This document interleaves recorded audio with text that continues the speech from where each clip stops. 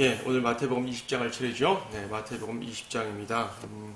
마태복음 20장에서는 크게 두 가지 내용이 나옵니다.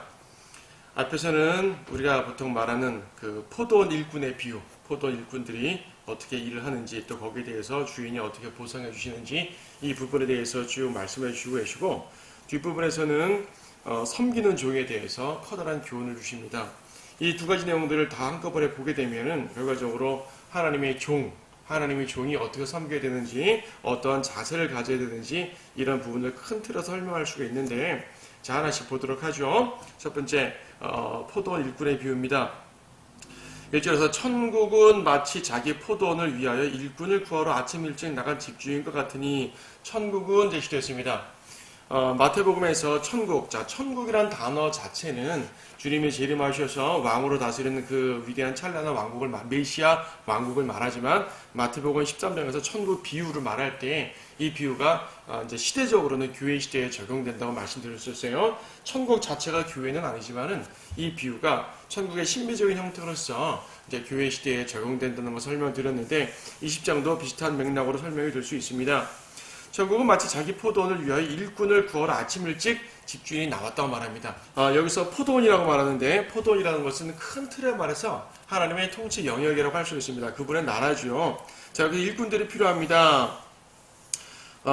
이제 1절을 보게 되면 아침 일찍 나가서 일꾼들을 구해왔습니다.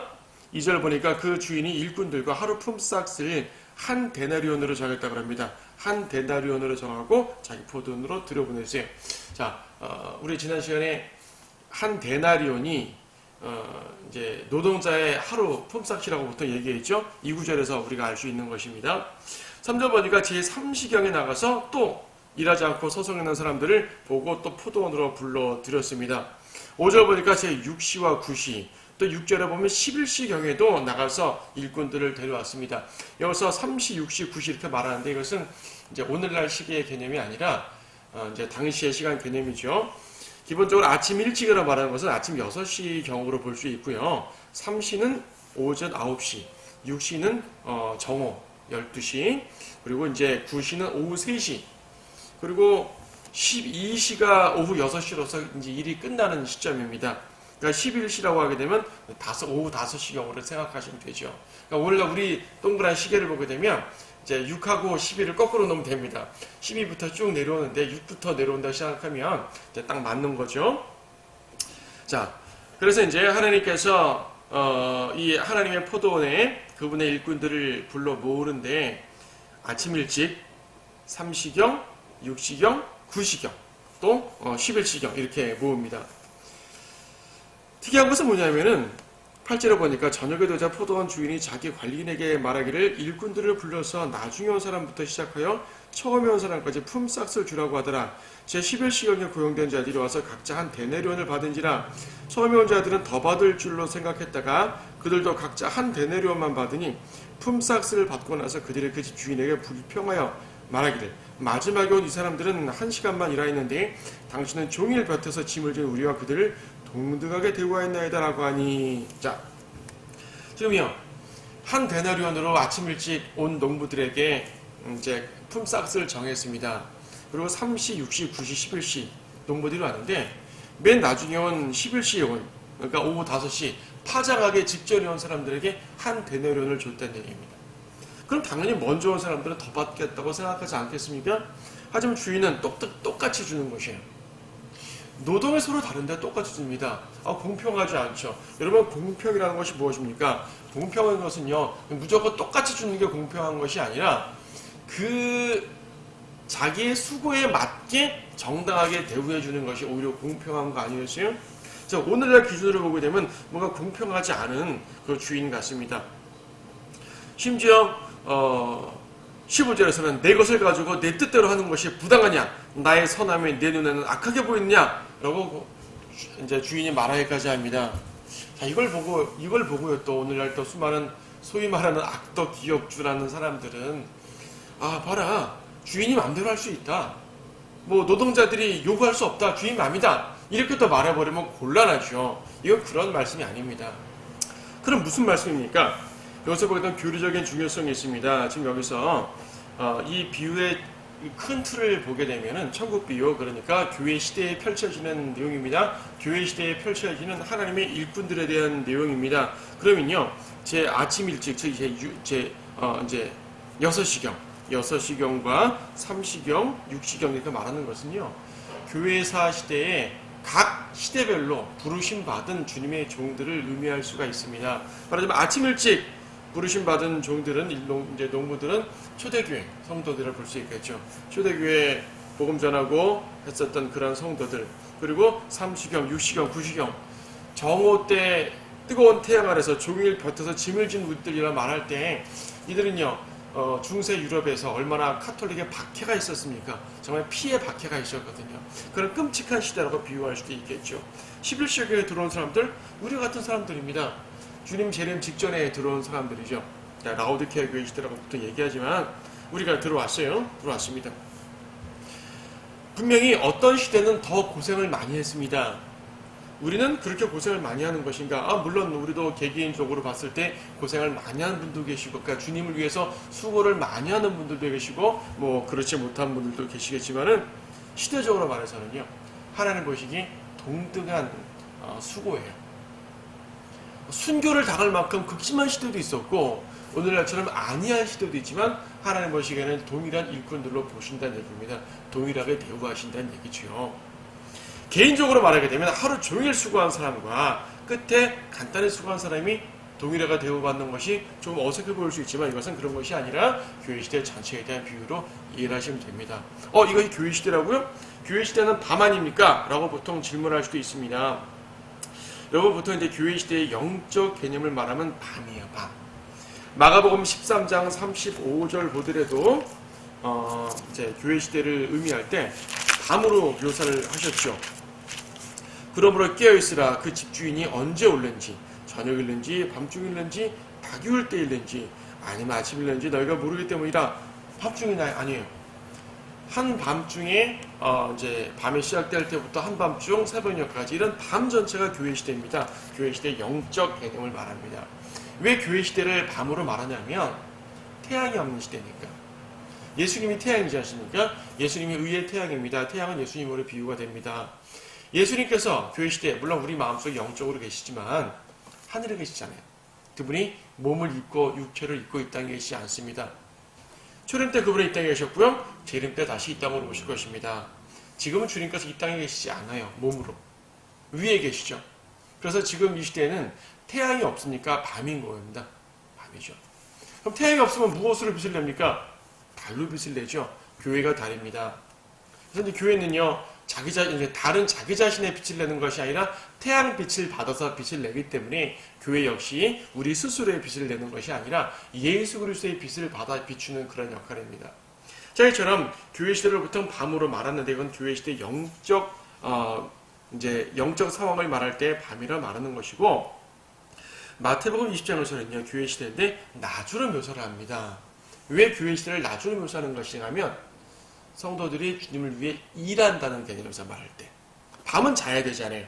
밤은 자는 기간입니다. 낮은 일하는 기간입니다. 그래서 일하는 기간이라는 의미에서는 교회 시대가 나주로 비유가 됩니다. 그래서 이제 영적 개념으로는 교회 시대는 밤.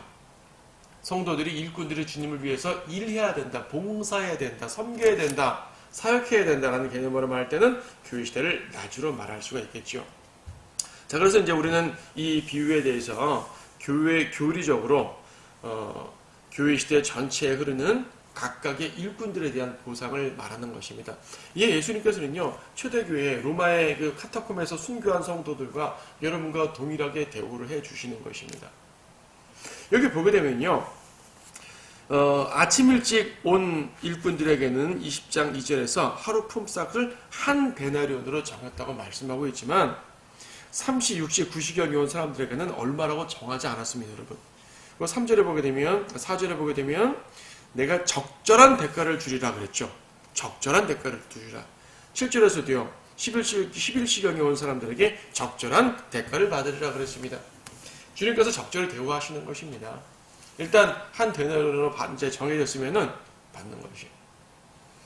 교회사 초기 시대에 신약성경에 기록됐죠. 신약성경에서 우리가 주님께 봉사하면 어떠한 면류관을 받는다. 어떻게 일하면, 어떻게 주님을 사모하면, 어떻게 주님께 충성하면 어떻게 보상받는다는 말씀을 적어주셨지 않습니까? 초대교회 시대에 적어준 이 말씀, 하나님께서 신약성경에 게시된 말씀이 오늘 우리에게 동일하게 적용되는 것입니다. 그러면 여러분, 우리가 마지막 때에 부름받았다고 해가지고 전혀 다르지 않습니다. 자, 여기서는 교리적으로는 그런 의미를 받지만 또한 우리는요, 영적 개념을 봐야 됩니다. 예수 그리스도의 마음을 이해할 수 있습니다. 하나님의 심정. 자, 포도원 일꾼을 고용하시는 주인의 심정은 무엇인가요? 자, 보세요. 많은 사람들은 이 구절을 오해해가지고요, 아, 주인이 마음대로 대우해도 돼. 일꾼들이 어떻게 일하든, 얼마나 많이 일하든 건 중요하지 않아. 내가 내 재산, 그러니까 내 마음대로 주면 돼. 이렇게 생각할지 모르지만, 사실 주님께서 이들을 부르신 것은 그러한 마음이 아니었습니다. 여기 보세요. 3절 보니까, 그가 제3시경에 나가서 일하지 않고 장터에서 서성대는 사람들을 보았다 그랬습니다. 서성대는 사람들. 지금요, 주인은 아침 일찍 나가가지고 일꾼들을 모았습니다. 아침에 나가가지고 필요한 일꾼들을 모은 것이에요. 필요한 일꾼들을 모았기 때문에 굳이 더 모으지 않아도 될 수가 있습니다. 그러니까 이 주인은요, 일꾼이 부족해서가 아니라 장터에 나가보니 서성대는 사람들이 보여서 당신들은 왜 서성대는가? 여기 6절에 11시경, 그러니까 오후 5시 업무가 끝나기 직전에 나갔는데 그들도 서성대고 있거든요. 너희들 왜 서성대고 있는가? 아무도 우리를 써주지 않기 때문입니다. 그래? 일로 와, 내가 써줄게. 다시 말해서 여기서 주인은요, 굳이 일꾼이 막 필요해가지고 몇 명이 다 필요해서 부르러 가신 것이 아니라 서성대는 사람들을 보고 불쌍히 여기셔서 그들을 데려다 쓰신 것입니다. 자, 오늘날 노동시장을 보게 되면요, 가끔 그렇다 그러죠. 아침 일찍 노동으로 나갔지만 딱 필요한 사람 데려가 버리기 때문에 그날 일을 하지 못하고 돌아오는 사람들이 꽤 많습니다. 그 사람들은 하루에 버는 게 없지 않습니까? 자기는 일하고 싶어요. 하지만 자기를 써주지 않기 때문에 그날 하루 벌지 못하는 사람들이 많습니다. 바로 주인 하나님께서는 그들에 대한 연민을 가지시는 것입니다. 영적 개념으로 말해서. 하나님의 나라에 물론 일꾼은 많이 필요하죠. 하지만 하나님의 능력으로 말하세요. 주님께서 뭘 못하시겠습니까? 내가 아니면 뭘 못하겠습니까? 여러분 각자 보세요. 나는 주님께 소중하다. 물론 여러분 주님께 모두 소중한 존재들이죠. 하지만 여러분이 없으면 주님께서 일을 못하시겠습니까? 아니요, 주님께서 일할 수 있습니다. 하지만 왜 여러분들을 쓰시겠습니까? 여러분들에게 보상을 주시기 위함입니다. 여러분들에게 품삯을 주시기 위함입니다. 면류관들을 주시기 위함이고요. 여러분들의 하나님의 사역에 동참시켜 주시기 위함입니다. 이게 주님의 마음인 것이죠. 모든 사람들에게, 모든 종들에게 기회를 주시고 보상을 주시려는 하나님의 마음인 것이지, 주인의 권한만 강조되는 그러한 태도를 말하는 것은 절대로 아닙니다. 하나님께서 사람들을 지속적으로 부르십니다. 이 마지막 때에도 부르시고요. 여러분들도 주님께서 부르셔서 이 자리에 앉아 계신 것 아니겠습니까? 예, 주님께서 부르신 것입니다. 안 부르셔도 되는데 부르신 것이, 왜? 그분의 사역에 동참시켜 주시려고, 그분의 위대하고 거룩한 사역에 감히 우리 같은 죄인들을 동참시켜 주시려고 부르시는 것이에요.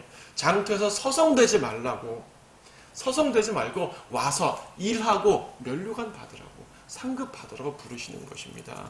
자, 그래서 하나님께서는 모든 사람들을 부르시기 원하는 그런 마음인 것이지, 대가를 똑같이 줬다고 부당하다, 이런 개념으로 보시면 안 된다는 것이지요. 17절, 예수께서 예루살렘으로 올라가실 때 길에서 12제자를 따로 데리고 그들에게 말씀하시기를, 보라, 우리가 예루살렘에 올라가면 인자가 선임 제사장들과 서기관들에게 넘겨질 것이며 그러면 그들이 그에게 사형을 선고하리라. 또 그들이 그를 이방인들에게 넘겨주어 조롱하고 채찍질하며 십자가에 못 박으리라. 그러나 셋째 날에 그가 다시 살아나리라. 예, 이거 지금 예수님께서 앞에서도요, 자신의 죽으심을 언급하셨었죠. 후기 갈릴리 사역 들어가시면서 자신의 죽으심에 대해서 조금 더 구체화시켰다고 그랬습니다. 이건 지금 예루살렘으로 올라가실 때라고 말씀하시는데, 이것이 바로 예수님께서 모든 사역을 다 마치고 예루살렘으로 마지막 들어가시는 그런 장면입니다. 마지막 예루살렘 사역을 하실 것이요.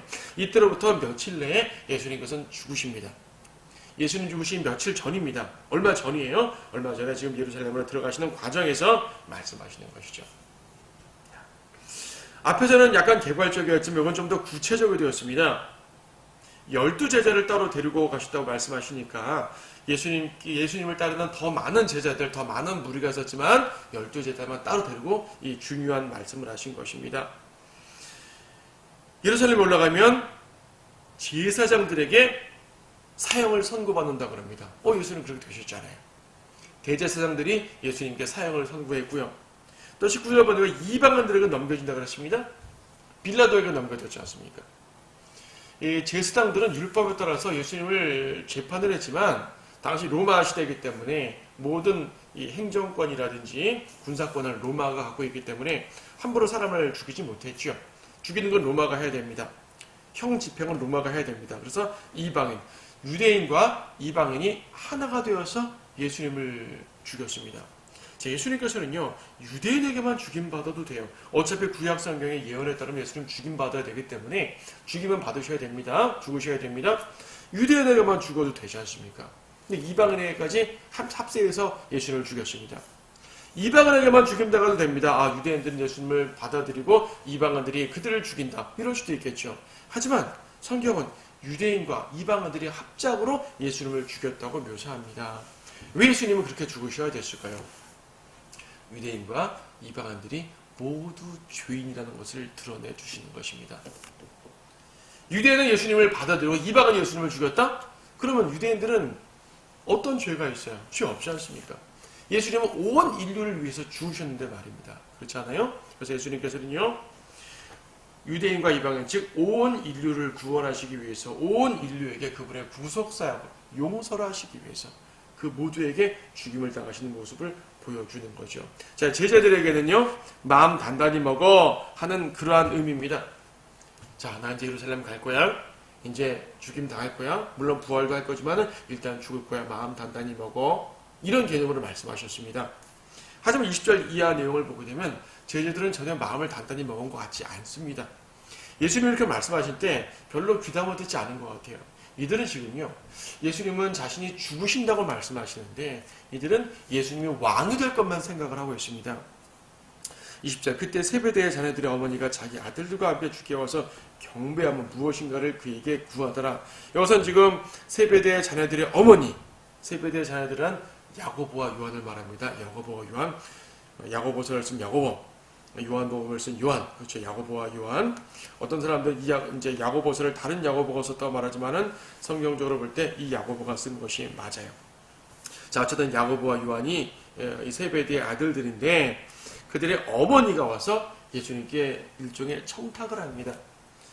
마가복음에 보게 되면 어머니 얘기는 빠지고 야고보와 요한이 예수님께 구했다고 말하는데 마태복음에서 어머니까지 가서 했네요. 그렇죠. 어머니가 아들도 데려와서 같이 다 말한 거죠. 말하자면 본인들도 말하고 어머니도 말했죠. 예나 지금이나 어머니들의 자식사랑은 대단하고요, 어머니들의 청탁은 또한 대단한 것 같습니다. 자, 무엇을 요구했을까요? 21절, 그러나 주께서 그녀에게 말하기를 내가 무엇을 원하느냐고 하시니 그녀가 주께 말씀드리기를 나의 이 두 아들을 주의 왕국에서 하나는 주의 오른편에 하나는 주의 왼편에 앉게 해주소서. 자, 이들은 적어도요, 예수님께서 왕으로 임하신다는 것만큼은 확실하게 믿었네. 그렇죠. 예수님을 왕으로 하고 예수님께서 왕이 된다는 사실을 믿지 못하는 사람들보다는 훨씬 나은 겁니다. 분명히 그들은 예수님이 왕이 된다는 사실을 믿었어요. 그리고 앞에 19장 28절에 그랬지 않습니까? 예수님을 따랐던 그 12제자들에게 이스라엘의 12보좌에 앉아서 12지파를 심판하게 하신다고 말씀하셨잖아요. 자, 생각하는 것이요, 우리 모두가 한 자리씩 차지한데, 한 자리씩 차지하는데 이왕이면 내가 예수님의 가장 왼편, 가장 오른편에 앉고 싶어. 마침 이 야고보와 요한이 형제니까 우리가 그 오른편 왼편 앉았으면 좋겠다, 이렇게 얘기를 한 거죠. 예수님께서 주님 왕국 임할 때 저희로 하여금 왼편 오른편 앉게 해주십시오, 이렇게 요구합니다. 왕국 임한다는 것은 사실이고 예수님이 왕이 된다는 건 사실이고 12제자들이 그렇게 12보좌에 앉는다는 것까지 사실이에요. 팩트예요. 그래서 이들도 자기들이 그 자리에 왼편과 오른편을 앉게 해달라고 요청을 한 거죠. 예수님께서는 죽으신다고 말씀하시는 장면에서 이들은 높아지려고 하고 있습니다. 예수님의 마음을 전혀 심정을 헤아리지 못하고 있는 것이죠. 어떤 사람들은요, 이 야고보와 요한의 적극적인 요청이 응답받았다고 설교하는 사람도 있습니다. 그렇게 말하는 사람도 있어요. 이 요청이 정당한 요청이었고 이 요청에 따라 주님 응답해 주셨다고 말하는 사람도 있어요. 무슨 말인 거니? 이런 거예요. 지금 이제 야고보가 제일 먼저 순교했거든요. 사도행전을 보게 되면 야고보가 제일 먼저 순교했고 요한이 맨 마지막에 죽었습니다. 그러니까 이제 하늘나라 가가지고 예수님부터 12제자가 원탁에 순서대로 순교한 순서대로 쭉 앉게 되면 순교한 순서대로 앉게 되면은 야고보가 맨 먼저 순교했으니까 예수님 왼편에 앉고 요한이 맨 마지막에 순교했으니까 맨 마지막에 죽었으니까 예수님 오른편에 앉고 그런 말 아닌가? 라고 하는 식으로 말하는 사람도 많이 있습니다만은 그거는 교리적으로 아닙니다. 하늘나라에 원탁이 있다는 말도 없고요. 이것은 그런 말이 전혀 아닙니다. 예수님께서는 말씀하십니다. 22절에서 예수께서 그 대답하여 말씀하시기를 너희는 너희가 구하는 것을 알지 못하는도다. 너희 지금 영광만을 구하고 있지 영광 전에 무엇이 필요한지 알아? 내가 마시려고 하는 그 잔을 너희가 마실 수 있으며 또 내가 받는 그 침례를 너희가 받을 수 있느냐? 구하시니 그들이 주께 말씀드리기를 우리가 받을 수 있나이다. 예수님께서는 어떤 잔을 받는답니다. 어떤 침례를 받는답니다. 예수님 앞에 침례를 받으셨어요. 이미. 그 침례를 말하는 것인가? 혹시 제자들이 그렇게 생각하는지 모르겠습니다. 하지만 예수님은 그렇게 말씀하신 것이 전혀 아닙니다. 예수님이 받으신 잔은 무엇입니까? 예수님께서는 겟세마네에서도 이 잔을 피하려고 했지만은 그러나 아버지의 뜻이면 받겠다고 하면서 잔을 받으셨지 않아요. 고난의 잔입니다. 죽음의 잔입니다. 이 침례도 죽음의 침례입니다. 예수님이 요단강에 가서 침례받은 그 장면을 말하는 것이 아니라 여기서 침례라고 말하는 것은 물로 받는 이런 침례가 아니라요. 침례라는 뜻이 뭐죠? 침례는 잠긴다는 말이라고 그랬습니다. 잠긴다. 죽음 안으로 푹 잠긴다는 말입니다. 죽음의 잔을 마시고요. 죽음 안으로 잠겨버린다는 말입니다. 죽는다는 말이죠. 결과적으로. 고통받고 죽는다는 말씀입니다. 그래서 세례라고 말하면 말이 되지 않습니다. 세례라는 말은 씻을 세자, 씻는다는 말인데 죽음의 씻음? 그게 무슨 말이에요? 말이 되지 않죠. 죽음 안으로 푹 잠겼단 말입니다. 여러분, 성령 침례는 성령 안으로, 즉 예수 그리스도 안으로 푹 잠기는 것을 성령 침례라고 그러는 것이고요. 구원받을 때 주님의 몸 안으로 잠기는 것. 물 침례는 물 안으로 잠기는 걸 물 침례라고 말하는 것이고요. 불 침례는 불 속에 잠기는 게 불 침례라는 것이고요. 죽음의 침례는요, 죽음 안으로 잠기는 게 죽음의 침례입니다. 세례, 씻을 세자를 쓰게 되면 설명이 되질 않습니다. 전혀 이 교리가 맞지 않습니다. 자, 예수님께서 죽겠다고 말씀하셨고 제자들은 우리도 따라갈 수 있습니다. 분명 제자들은 주님을 따르려는 마음에 충만해 있었습니다. 아닌 게 아니라 예수님께서도 23절에서 주께서 그들에게 말씀하시기를 참으로 너희가 내 잔을 마시고 또 내가 받는 침례로 침례를 받으려니와 나의 오른편과 왼편에 앉는 것은 내가 주는 것이 아니요 내 아버지께서 예비하신 자들에게 주실 것이라. 여기서 예비하신 자가 누구냐라고 굳이 묻는다면 여러 가지 교리적인 정황상 모세와 엘리야라고 보는 것이 합당합니다. 모세와 엘리야. 일단 마태복음 17장 보니까 모세와 엘리야가 예수님 변형산에서 나타나지 않습니까? 모세는 구약 율법을 대표하는 사람이고 엘리야는 선지자를 대표하는 사람입니다. 율법과 선지자가 곧 구약 전체를 말하는 거거든요. 자, 우리가 마태복음 17장 볼 때도 한번 살펴봤지만 모세와 엘리야가 얼마나 중요한 인물인지 봤어요. 또 계시록 11장에 보게 되면 계시록 11장에 보게 되면 대환란 때 두 증인이 나오는데 이 두 증인 역시 모세와 엘리야를 의미하게 됩니다. 나중에 다시 보겠지만요. 모세와 엘리야. 그리고 여러분 말라키 4장 말씀 잠깐 보세요. 말라키 4장. 네. 4장 5절 보면 보라 내가 주의 크고 무서운 날이 오기 전에 선지자 엘리야를 너에게 보내드린다고 말씀드렸죠. 주님께서 오시기 전에 엘리야가 온다는 것은 설명드렸습니다. 근데 그 바로 앞에 4절 보니까 너희는 내가 온 이스라엘을 위하여 호렙에서 규례들과 명령들로 그에게 명했던 내정 모세의 율법을 기억하라. 모세가 또 나오네요. 주님께서 오시는 그 상황에서 모세와 엘리야가 등장합니다. 그래서 계시록 11장에 나오는 두 증인은 바로 모세와 엘리야를 말하는 것이고, 대환란 때에 그들이 예수님의 변형선에서 나타났었고 구약 성경 자체를 대표하고 있고요. 이미 변형선에서 모세와 엘리야는 예수님의 오른편 왼편에 서 있던 자들입니다. 이 오른편과 왼편이 꼭 모세 엘리야냐 100% 말할 수 있습니까? 라고 말하면 그렇지 않을 수도 있습니다. 하지만 교리적인 상황으로 예표적으로나 구약 구절들을 볼 때 모세와 엘리야를 보는 것이 가장 합당해요. 하지만 이것이 모세와 엘리야가 아니라 하더라도 지금 우리가 문맥적으로 보는 그 의미에는 크게 문제가 되지 않습니다, 여러분. 모세와 엘리야가 교리적으로 가장 합당하다고 말하는 것이지, 이 부분을 모른다고 해서 문맥에서 중요점에 가려지는 건 사실 아니에요. 왜냐하면 사실 예수님께서 이 문맥에서 하시는 말씀은 주님의 오른편과 왼편에 앉을 자가 누구냐를 교리적으로 설명하시는 것이 이 교훈의 목적이 아니고요. 예수님이 정말 말씀하시고자 하는 것은 그 뒤의 내용입니다. 어떤 설교자들은 이 부분에서 오른편, 왼편 이 부분만 강조하는데 그 부분도 매우 중요합니다. 하지만 정말 주님께서 하시는 말씀이 뭔지를 보시죠. 자, 25절을 보게 되면, 그러나 예수께서 그들을 자기에게로 부르신 후 말씀하시기를 이방인들의 통치자들이 백성 위에 군림하고 또 고관들도 백성 위에서 권세를 행사하는 줄 너희가 아느니라. 그렇지만 너희는 그렇게 되어서는 아니 되느니라. 너희 가운데 누구든지 크게 되고자 하는 자는 너희를 섬기는 자가 되어야 하고 너희 중에 누구든지 으뜸이 되고자 하는 자는 너희의 종이 되어야 하느니라 라고 말씀하셨어요. 자, 이게 예수님 말씀의 핵심입니다.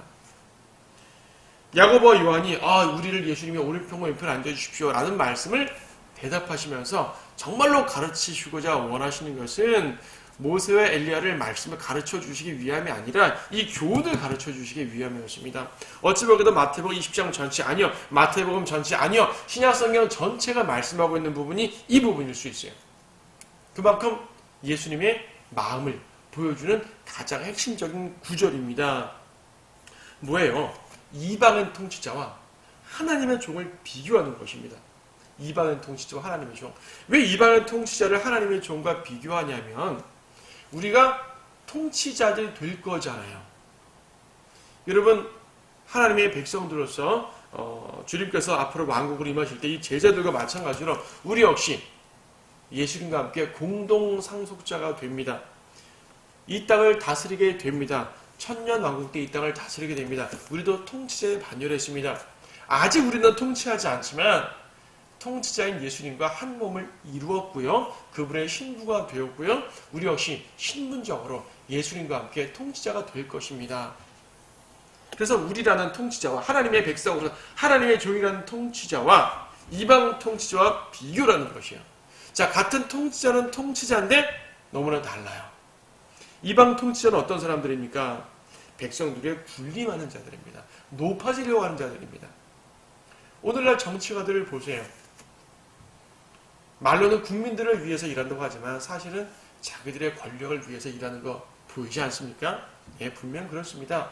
대부분의 정치가들이 그렇죠. 대부분의 행정가들이 그렇습니다. 대부분의 대통령들이 그렇습니다. 대부분의 왕들이 그랬습니다. 왕들은요, 자기들의 통치권을 넓히기 위해서 뺏고 싸우고 전쟁을 합니다. 지금도 마찬가지입니다.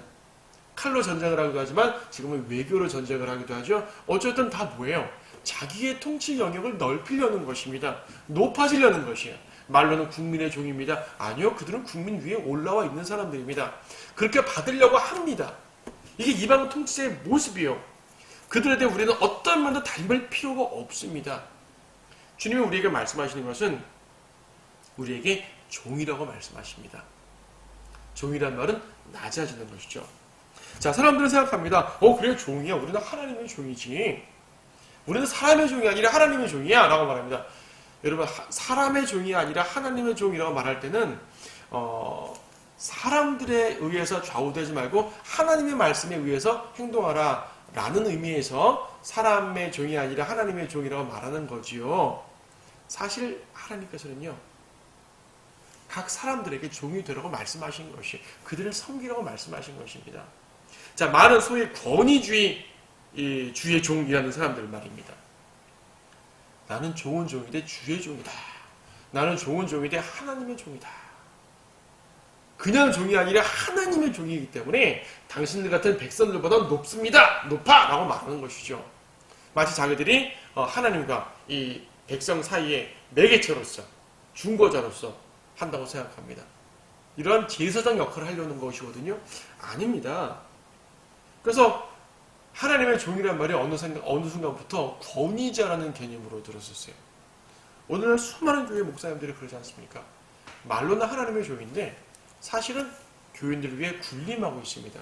예수님의 말씀에 직접적으로 어긋나는 것이요. 여기서요, 27절 말씀이 중요합니다. 너희 중에 누구든지 으뜸이 되고자 하는 자는 너희의 종이 되어야 하느니라. 무슨 말이에요?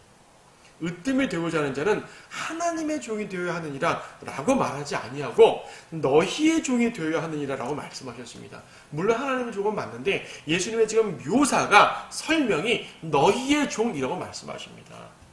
무슨 말이에요? 우리는 예수님을 섬기는 게 맞습니다. 하나님을 섬기는 것이 맞습니다. 당연히 사람의 눈치 보면 안 되고요. 하나님의 말씀만 듣는 것이 맞습니다. 하지만 하나님의 말씀 무엇입니까? 성도들을 섬기라는 것이에요. 이건 꼭 목사에게만 하는 말 아닙니다. 여러분 모두가 하나님의 종 아닙니까? 우리 모두가 하나님의 종이기 때문에 하나님의 종이라면 너희의 종, 즉 서로서로 섬기라는 말씀입니다. 문자적으로 섬기라는 말씀이에요. 말로만 섬기고 권위자의 위치로 설 것이 아니라 정말로 낮은 자세에서 섬기라고 말씀하시는 것이요. 하나님의 종은요, 대리자, 하나님의 대리자가 아닙니다. 하나님의 권위를 강조하는 것이 아닙니다. 하나님의 섬김을 강조합니다. 권위가 전혀 없다는 말은 아니지만은 그렇다고 여기서 주님께서 정말 말씀하시는 것은 섬김이 더 우선이었습니다. 예수님께서는요, 우리에게 섬김을 하라고 요구하셨지만 사실은 예수님이 먼저 섬김의 행위를 하신 분이죠. 본인은 섬김을 하지 않고 백성들에게만 섬겨, 종들에게만 섬겨 라고 말씀하시는 분이 아닙니다. 주님이 먼저 섬기셨어요. 먼저 모범을 보이셨어요. 하늘의 영광을 누리시던 하나님께서 이 땅에 죄인의 육체를 입고 이 땅에 오신 것 자체가 겸손이죠. 섬김입니다. 예수님께서는 이 지상생애의 첫날을 말구유에서 보냈습니다. 지상생애의 첫날을 말구유에서 보냈고요. 위에 다음 시간에 보겠지만 예수님께서 백성들에게 왕으로 인정을 받고 예루살렘으로 들어갈 때도 말이 아니라 멋진 말이 아니라 나귀 타고 들어가셨어요. 겸손하신 모습이죠. 죽으실 때도 벌거벗고 죽으셨습니다. 예, 그분은 겸손하고 비참하고 그런 모습이었습니다. 예수님께서는 제자들에게 발을 씻기신 분입니다. 발을 씻으셨죠.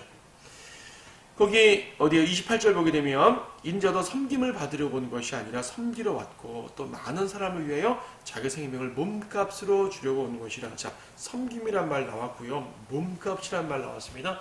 몸값은 뭐예요? 대속, 피 흘려 죽으신 거 아니겠습니까? 자, 그래서 예수님의 생애를 한마디로 말하면 섬김과 대속입니다. 섬김과 대속. 자, 섬김의 목적 자체가 대속이에요. 예수님께서 수많은 섬김의 행위를 하셨지만 그 모든 것들은 궁극적으로 우리를 위해서 죽으시는 그 목적이었단 말입니다. 자, 예수님의 섬김의 목적은 대속. 그 우리의 섬김의 목적은 무엇일까요? 예수님은 대속, 이 몸값을 줄이는 것, 줄이는 것, 백성들을 구원하는 것이 그분의 섬김의 목적이었다면 성도들의 섬김의 목적은 무엇일까요? 예수 그리스도를 높이는 것입니다. 예수 그리스도를 드러내는 것입니다.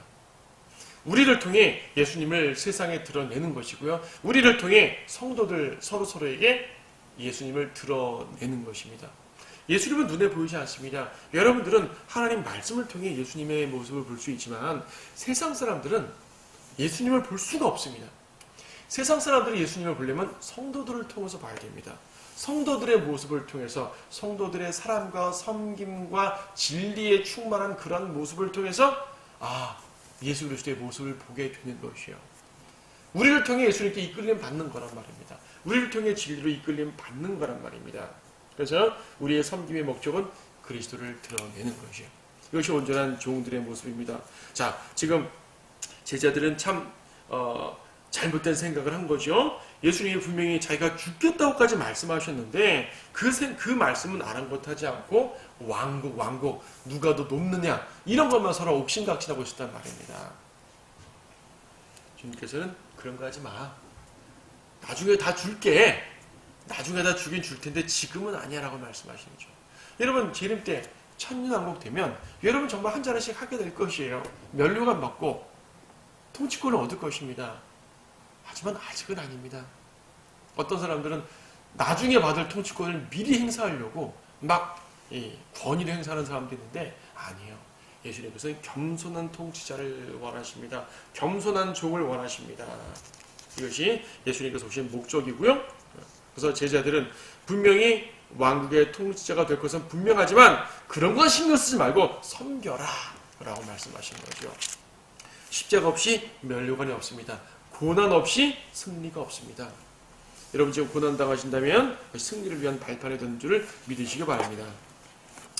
29절 마지막 부분 보게 되면 그들이 여리코에서 나가니 큰 무리가 주를 따르더라. 보라 눈먼 사람 둘이 길가에 앉아있다가 예수께서 지나가신다는 말을 듣고 소리질러 말하기를 오 다윗의 아들이신 주여 우리에게 자비를 베푸소서라고 하니.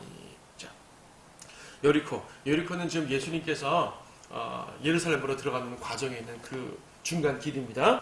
자, 그래서 지금 여리코에서 나갈 때 눈먼 사람 두 사람이 두 명의 소경이 치유받았다는 걸 말씀하시는데 마가복음 10장에서는 같은 사건을 두 사람에게 설명하지 않고 바디메오, 여러분 바디메오 들어보셨죠? 바디메오로는 한 사람에게 초점 맞춰 설명합니다. 그렇다고 이 둘이 같은 이제 마태복음 20장과 마가복음 10장 사건이 서로 다른 사건이 아니라 같은 사건인데 마가복음에서 이 둘 중에 한 명에 초점 맞춰 말하는 것 뿐입니다. 자, 이 두 사람이 두 소경이 지금 예수님께 부르주셨습니다. 오 다윗의 아들이 주신 주여. 핵심은 무엇입니까? 다윗의 아들이라는 말이 중요합니다. 31절도 무리가 그들을 꾸짖어 잠잠하게 하더라.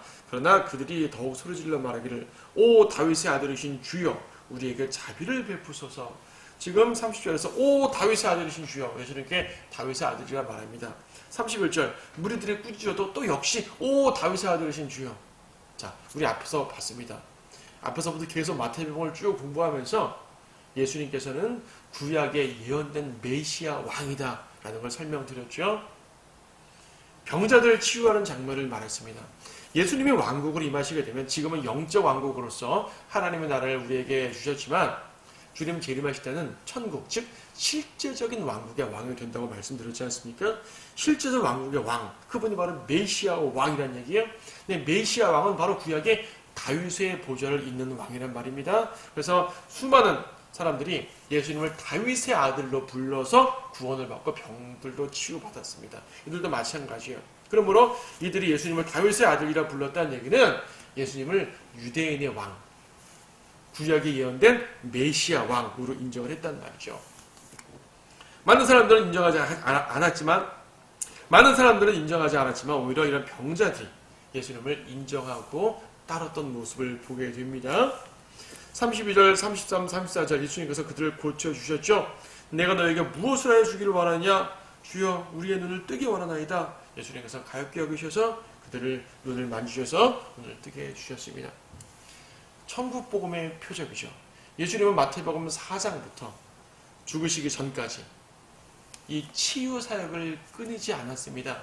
치유사역을 행했다는 얘기는 백성들을 불쌍히 여기셨다는 그분의 마음, 심정도 보여주지만 또한 천국의 왕, 즉 천국복음을 전하는 상황임을 여전히 보여주고 계시는 것이죠. 자, 예수님께서는 여전히 자신의 왕이심을 보여주십니다. 마태복음 20장 전체에서 그분은 왕이심을 여러모로 증명을 해냈어요. 제자들이 굳이 왕국 운운하지 않아도 예수님은 왕이란 말입니다. 왕으로서의 표준을 행하셨습니다. 하지만 지금 제자들에게, 즉 종들에게 요구하는 것은 섬김과 연민과 봉사, 이것을 요구하셨습니다. 자, 여러분들이 주님의 제자지 않습니까? 우리가 모두 주님의 성도고 주님의 종이고 주님의 제자입니다. 그렇다면 여러분들이 우리가 앞으로 받을 멸류관과 상급을 기대하면서 또 소망하는 것은 당연하지만 현재 우리는 예수님처럼 십자가를 지고 섬긴다는 자세, 내가 희생을 하더라도 섬긴다는 자세, 이런 양들을 찾는 예수님의 심정을 품고요. 예수님이 낮아지신 그 모습대로 우리도 낮아지는 모습, 예수님은 낮아지셨는데 수많은 종교 권력자들은 낮아지지 않잖아요.